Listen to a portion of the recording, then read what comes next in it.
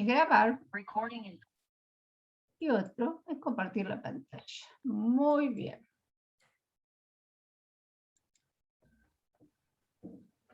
Este apunte yo después se los voy a subir para que vayamos pensando. Lo que quiero que veamos es que también el ambiente sociocultural es complejo, como veíamos en Platón.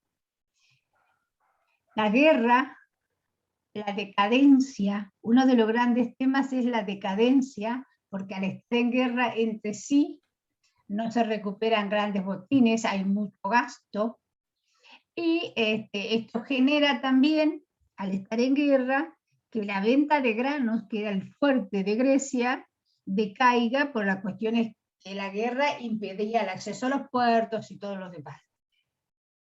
Hay un planteamiento muy fuerte en el campo de la política y en la organización de las ciudades, pero también en la construcción de una idea de justicia adaptada a la época.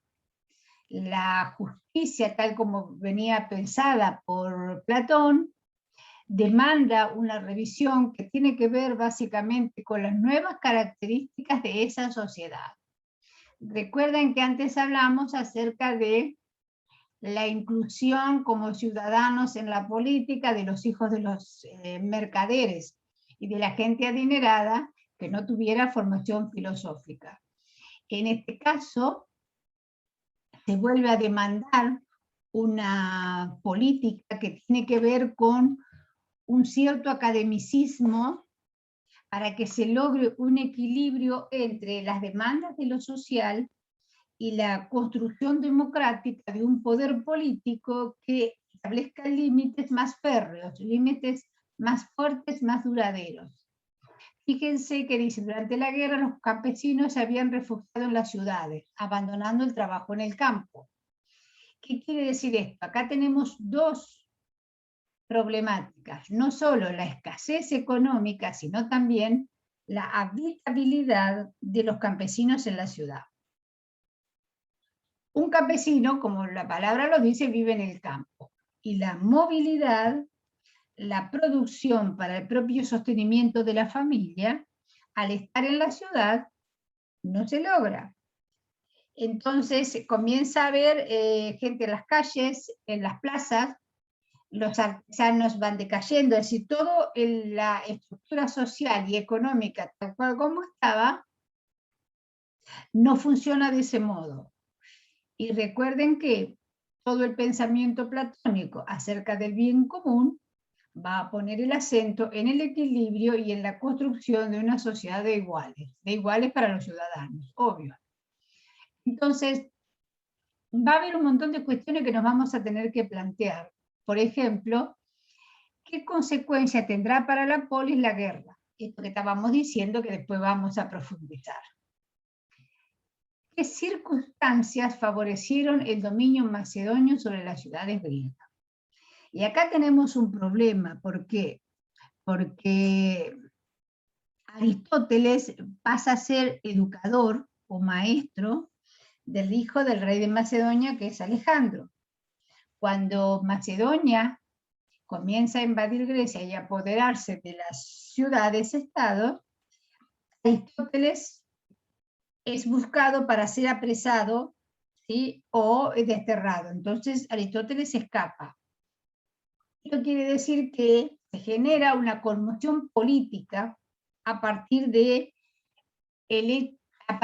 la influencia del pensamiento de Aristóteles sobre Alejandro Magno, pero sobre todo por las cuestiones de vinculación entre el comercio, la política y la democracia con el rey de Macedonia, Filipo.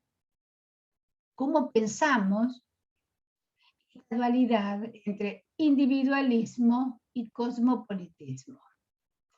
Uno de los puntos fundamentales de esta dualidad es que el individualismo ya viene concretándose con la aparición de los sofistas y con algunos escépticos que estaban en el tiempo, escépticos o dogmáticos, cerrados a la influencia de las otras culturas. Y como caso contrario, el cosmopolitismo va a ver cierta categoría de ciudadano que quiere ser ciudadano del mundo, abierto a las otras culturas, en íntima relación con todos los campos del saber, pero también con todos los campos de poder político. Entonces, este individualismo se produjo particularmente en Atenas. ¿Sí? ¿Por qué? Porque el individualismo tiene que ver con la confianza en uno mismo propia de una formación académica profunda. ¿Sí? El cosmopolitismo. El griego comienza a sentir la necesidad de ser ciudadano del mundo, de estar abierto a nuevas posibilidades con mayores repercusiones y alcances. Y aquí comienza, se podría decir, a grandes rasgos, la lucha por el poder. Acá ya se comienza a ver que hay una lucha por alcanzar determinados grados de notoriedad dentro de la sociedad que les dé poder político, básicamente político. Bien. La política social, ¿sí? El individualismo produjo una preocupación por la propiedad antes que por la ciudad. Fíjense que acá aparece otro concepto nuevo que es el bien, ya no el bien común, sino el bien individual, el bien propio.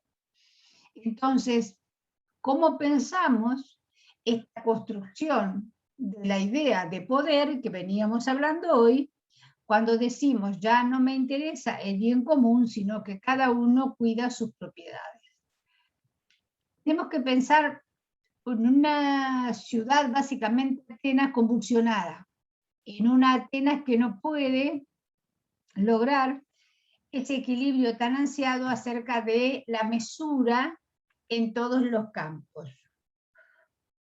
En gran parte, las implicaciones sociales que tiene este estadio de crisis es que también es parte, le retira el apoyo fundamental que le daba a Grecia con el acercamiento de bienes territoriales, pero también con la mano de obra.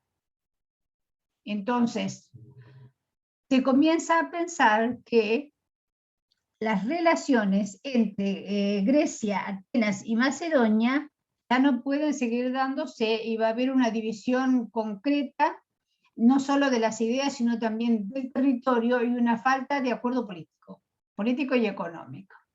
Bien, ¿cómo pensamos? Ese sería el contexto. ¿Cómo pensamos la filosofía de Aristóteles? ¿Sí? Y acá yo hice mínimamente un esbozo, pero como les decía hoy, a la teoría platónica de las ideas, Aristóteles está en desacuerdo. Con las ideas por un lado, porque todo lo que decía Platón en cuanto a la división del mundo terrestre y del mundo celeste, para Aristóteles no existe.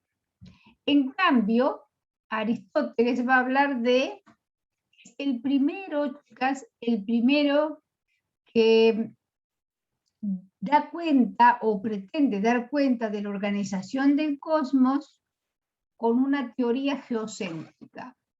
La Tierra está en el centro porque es lo más pesado, lo más quieto, y todo gira alrededor de la Tierra. Aristóteles era un experto en astronomía y había estado mucho tiempo haciendo estudios sobre los astros también. Entonces, lo que él postula es un paradigma que va a durar 25 siglos, porque era una construcción tan plena, tan compacta y tan cerrada, no daba lugar a poner en discusión sus ideas. Y en esto tiene mucho que ver la estructura lógica del pensamiento aristotélico. Cuando digo de la estructura lógica del pensamiento aristotélico, estoy haciendo referencia a los principios o axiomas del pensamiento que van a estructurar todas sus ideas. Entonces, cuando Aristóteles empieza a conformar esa idea para dar cuenta del cosmos que él visualiza como una estructura compleja, va a hablar del principio de identidad, del principio de no contradicción, el tercero excluido y el de razón suficiente. Pero fíjense que aquí el pensamiento aristotélico se maneja en dos niveles que hasta ahora nosotros no habíamos referenciado en ningún punto. Aristóteles va a hablar de los principios desde la perspectiva lógica y desde la perspectiva ontológica. ¿Qué quiere decir esto?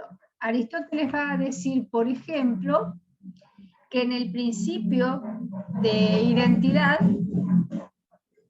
desde el punto de vista ontológico, toda cosa es idéntica a sí misma. Pero desde el punto de vista lógico, todo juicio o toda afirmación es verdadera de por sí. Del mismo modo, va a hablar del principio de no contradicción. Este principio, desde el punto de vista ontológico, toda cosa es idéntica a sí misma. Ningún ente puede ser y no ser a la vez.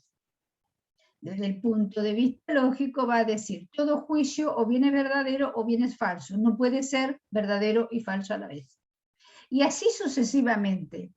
¿Qué quiero decir con esto? Que Aristóteles va a estructurar de tal modo su pensamiento, sus razonamientos, que no va a dar lugar a la duda.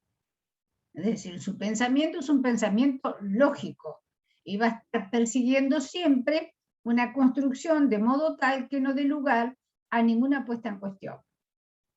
De esa misma manera, como él estructura los principios, va a hablar del cosmos desde la perspectiva geocéntrica, en un cosmos donde no hay vacío.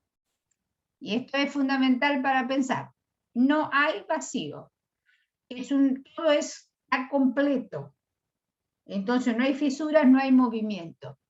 ¿De qué está completo? De éter, una sustancia particular que va a estar integrando las cosas del mundo.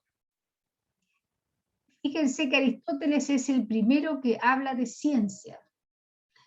Si nosotros vamos a buscar la definición de filosofía desde la perspectiva aristotélica, Aristóteles va a decir que la filosofía es la ciencia de los primeros principios y de las últimas causas. Con esto va a estar dando cuenta de un pensamiento de tipo circular, ¿sí? Los primeros principios y las últimas causas se tocan, se juntan, conforman una unidad, del mismo modo que el cosmos es una unidad. Y va a hablar de las teoréticas, ¿sí?, y de las especulativas. Bien. Pero también, dicen, la teorética tiene que ver con alcanzar un conocimiento teórico acerca de la realidad. Y fíjense, la física o filosofía segunda, la matemática o la filosofía primera. Y en el campo de las especulativas, ¿sí?, va a hablar de la teología, que es la metafísica. Es decir, esto lo vamos a ir adentrando muy poquito porque si no es muy largo. Bien. Lo que quiero que pensemos es que, anótenlo por favor, que con Aristóteles se va a comenzar a estructurar la filosofía de manera lógica, de manera ordenada. Aristóteles tiene un despliegue tan amplio en el campo de la filosofía que no va a haber aspectos de la realidad social o natural que le escapen a esa idea de construcción lógica. Bien. ¿Cómo hacemos para acercarnos a Aristóteles? Bueno, Aristóteles también nos habló de ética, ¿sí?, y también nos habló de la ciencia del alma, era la psique, y que posteriormente será la psicología. Tenemos muchísimo para hablar y para pensar acerca de Aristóteles. Uno de los aspectos que más me interesa recuperar a mí en este momento es su concepción de la naturaleza, su concepción de la fisis. ¿Sí?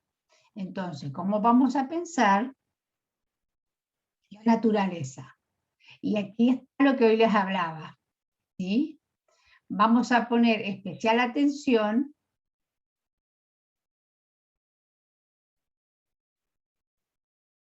en la naturaleza. Bien. Vamos a cortar